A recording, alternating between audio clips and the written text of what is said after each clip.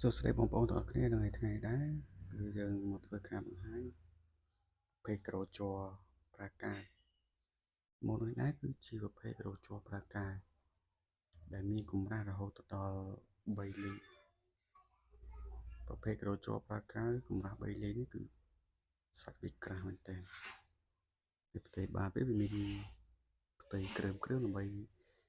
យើងលាបកាវទៅគឺវាខាំជាប់ជាមួយសាច់ក្រូតែម្ដងប្រភេទនេះប្រើប្រាស់បានយូរឆ្នាំមិនងាយខូចមិនងាយសឹកហើយវាមានសភាពក្រាស់រឹងមាំល្អ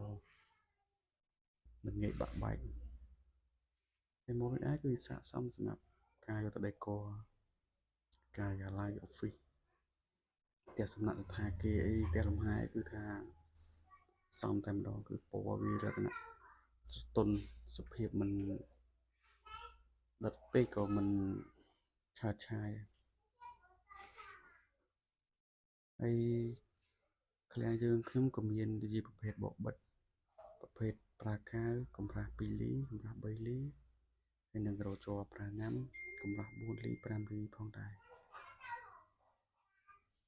សម្រាប់ព័ត៌មានបន្ថែមបងប្អូនអាចសាកសួរទៅកាន់លេខទូរស័ព្ទដែលនៅក្នុង description សូមអរគុណ